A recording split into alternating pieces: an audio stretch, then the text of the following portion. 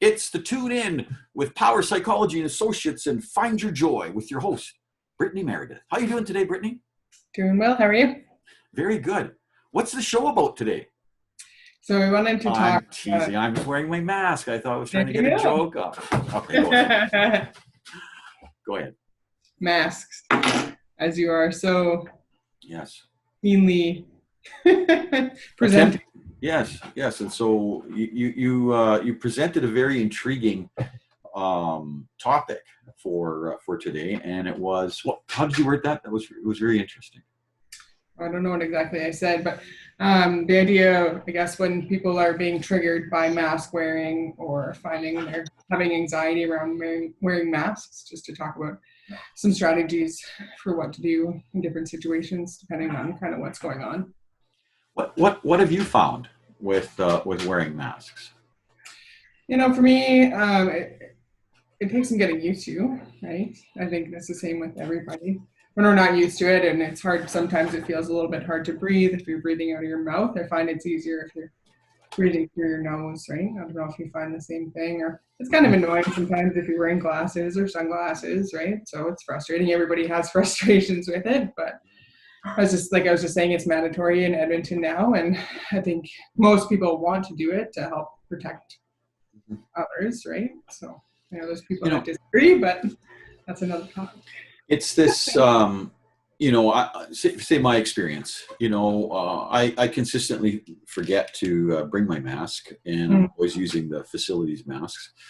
And then when I do have my mask and I'm considering putting it on, there seems to be a variety of reluctance that comes up within me. I don't know if I'm normal or abnormal, but first, I guess it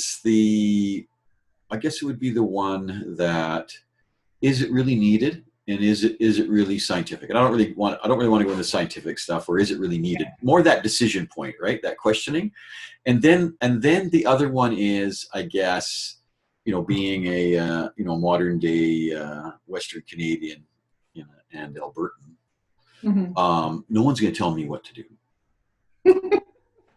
You know what I mean? So those are the two things. And then when I put it on, there's this strange empowerment to it. I don't know. I thought I would be less than, that my identity would be less than, but it's sort of like sunglasses. Oh yeah, there's kind of that anonymity, and you feel kind of. Is that what that is? Cool, maybe. Right? So that's that first thing. That first thing of doubting the reliability. The second thing of being told what to do, and then the third thing, the intrigue of anonymity. Let's talk about that. What do you think about my assessment of that?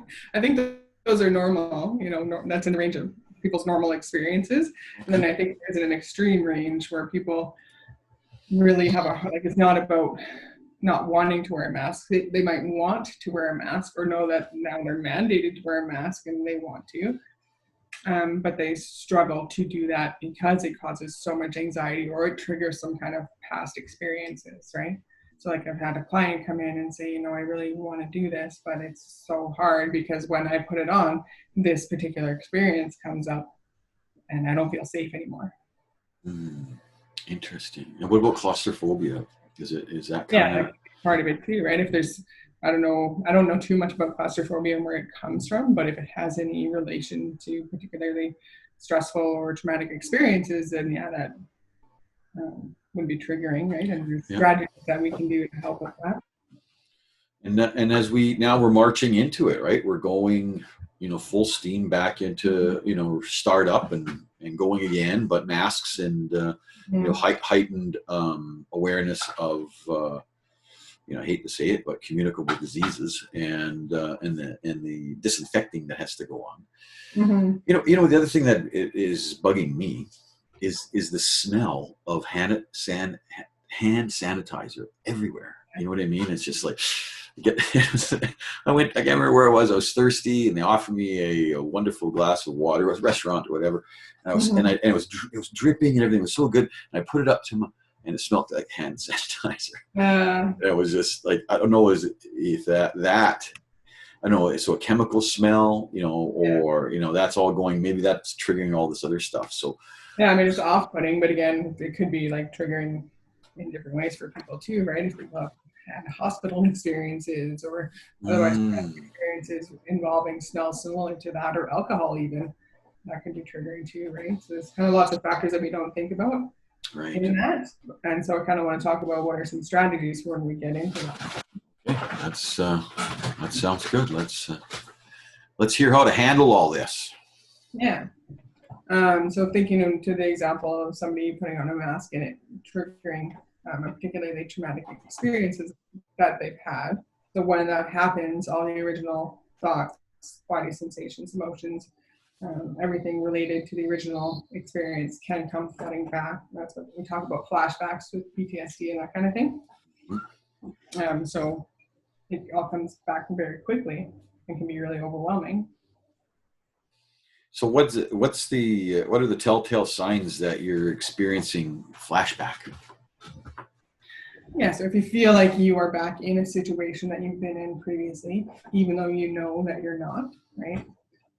So if you're, for example, sitting in your car, going to put your mask on, and you feel like you're back in a situation that you were in months or years ago, that's obviously a telltale sign. If you're feeling kind of disconnected from your body, that can be a sign of dissociation related to trauma. This is the general feeling of what's going on in your body. Is your heart racing, or your shoulders up to your ears? Excuse me. Is your mouth dry? Are your hands clenched? Are you feeling hot or sweaty? Those are all signs that you're in that what we call fight or flight mode. Where we want to either escape a situation or fight to get out of it, or if we can't do that, we might dissociate or collapse or choose some other feint, choose some other kind of strategy, right? What kind of mind frame? That's got to be a very closed kind of focus, not even focus, but narrowed in kind of awareness. Is there any way to wake up from that? Yeah, exactly. There definitely is. Because we get, like I said, we get pulled back into the past and feel like we're back in that situation. So doing things to remind ourselves that, we are how old we are now. We are in this space that we are now. We can use the things that we see around us. We can use the things that we hear. We can use the things that we feel. We can use smells, and we can use taste. Smell in particular is a really good one. For example, if you carry around like an essential oil, some people have essential oils and necklaces and things like that, and you can smell that. That can bring you pretty quickly back into the present moment, because smell is our only sense that doesn't cross over in our brain. So What's that about? We're talking olfactory sensations. Yeah, smell is the oldest sense that we have, right? So it's the most closely connected to our brainstem, or base of our brain kind of functions. Really? I didn't know that. It doesn't cross over in being interpreted. It goes straight to our brain. Doesn't allow us to jump to conclusions. Yeah. Yeah, pretty much. Right? So if you can smell something, if you can slow down, if you can have a drink of water, some gum to get. I don't know about that. I can smell something. What does that mean? You know what I mean? I don't know. Maybe. So smells. So we're talking aromatherapy? Potentially. Do you practice? Do you practice like aromatherapy techniques in the office? Not really. It tends to give me headaches, but I know some of my colleagues do. Interesting. So they will have jars, and that's one way you can bring them back, right? Is to just have you smell it. Interesting. But really, just the focus is bringing yourself back into the present, so you're not pulled into the past experiences that you've had before, and you're not pulled into the future of what ifs and what might happen. Now we talked about this with your associate, EFT. Yeah. Is tapping a solution in this regard as well? Certainly. Yeah, that could definitely help, right?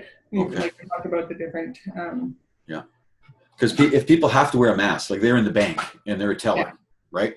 And it's 8:32, they've been there for 2 minutes, right? And they're having anxiety over that mask. Yeah. So they could do the EFT tapping, or they could tap on their hands. Yeah. EFT as well.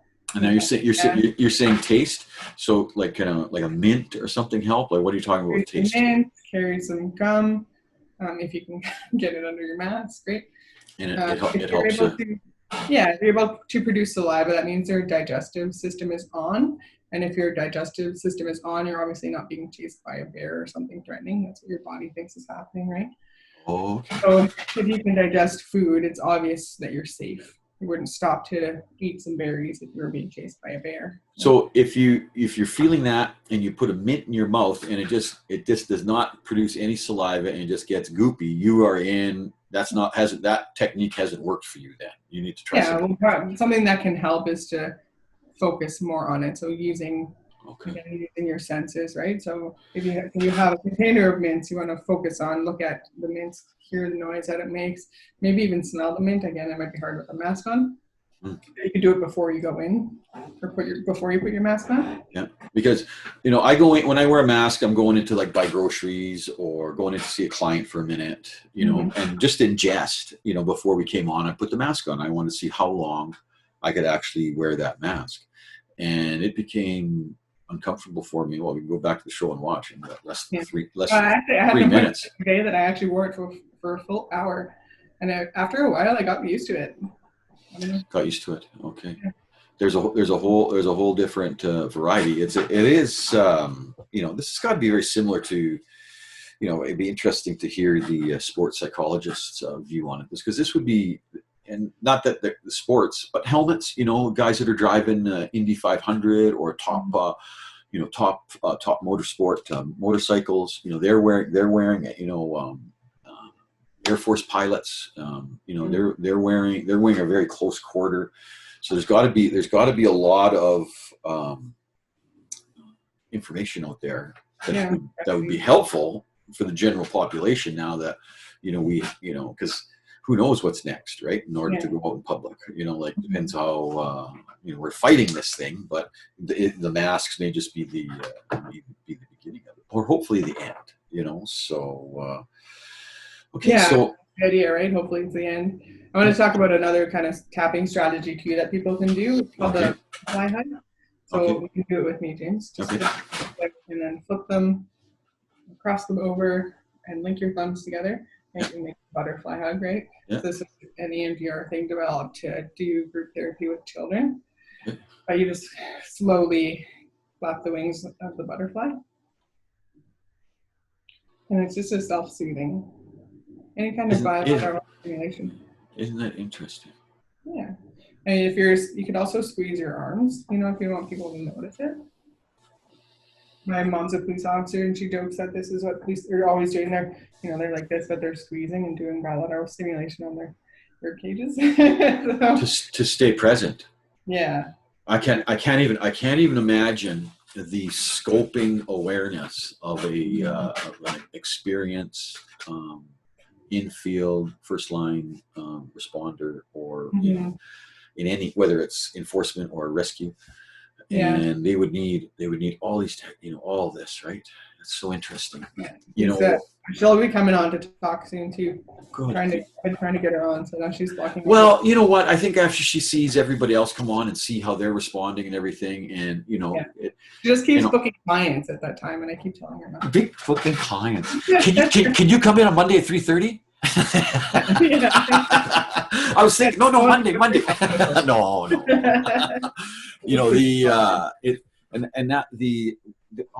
Always my concern. Also, I always have a concern for athletes, because not that I see myself as an athlete, but I'm pushing my body in an not high performance way to try to extend my life to the point where I can enjoy trips to the moon and Mars and all the seriously, and the moons around the gas giants. But if I'm old and fat and dead, I can't do it. But the other people, the youngsters, okay, and we're going into school, and they're gonna have to wear them, I think, until they get to their desk. I can't, I haven't been following because I don't have any children in school anymore. I suppose I should, because I have grandchildren. They're gonna have to wear them pretty much all the time. So I guess. So they have no one else. It's not like something that we've all done. It's like, okay, time for you to wear your mask every day, all day. No present. No, yeah, what kind of advice would you have for moms and dads? So I was just talking to Monica, who's on here, Monica, about this, and she's going to come on next week, if that's okay, and talk about some strategies for kids going back to school and how parents can help, and just so good in general, but also masks as well, because that's going to be a big part of it, right? Yeah. Well, I suppose if gum helps them wear masks and they can't see them chewing. Yeah. Well, actually, they allow gum in school now, I think. What? Because it helps kids self-soothe, right? It helps. So it's actually important. I found in my walking that this crossover, I do with my hands, brings me, it appears to bring me into a present moment. And then someone showed me another one with, just using your arms or rubbing your hands together just to bring that moment. But what I found about these techniques is that there's a diminishing return to them. It seems that, I don't know what the term that is, that mental presence that you need to come back into the now. It seems to be able to work through some of these techniques if you use the same one all the time. Is that wrong, or am I, just? Well, I think it is important to have lots of different ones, right? Okay, good. But not every one technique is not going to work all the time, so you can have different go-tos. Right? Well, what an awesome show, and we've got a prelude now for a few shows coming up in the future, and we definitely appreciate it. So, can I say one more thing about the masks? Yes, please. Just that you hear lots of stories about people kind of being harassed or people not being so kind out in public to people who aren't wearing masks, or there's a flip side that people sometimes aren't being kind about not wanting to wear a mask too. But I just, from a mental health standpoint, I just want to point out that not everybody thinks about the mental health side of things, and people that have experienced trauma in different ways and why that might impact why they can't wear a mask. We can see physical disabilities more easily, or cognitive disabilities more easily, and why they might not be able to. But just be kind and considerate of why people might be impacted, and try to be helpful rather than be mean. Well, I not that I see it every day, but I do see people, because we're our marketing is house by house, street by street, to increase viewerships and listenership. And there's people out there that are anxious and stressed and acting out in surprising ways. And so I appreciate that insight. That helps me, and I'll pass it on to the team. And we're just stay calm and realize people are not. Let's say 1 out of 250 houses seems to. It's either the dog or the person that. You know what I mean? It's like, puppy, what? And all these strategies can help with that stuff too, right? Yeah. Whatever the reason you're anxious, these strategies can be helpful. Right? It's not. That's good information. And I look forward to the upcoming shows on Tune In with Power Psychology and Find Your Joy with your host, Brittany Meredith. And again, only on TVU. Thank you, Brittany. Thank you.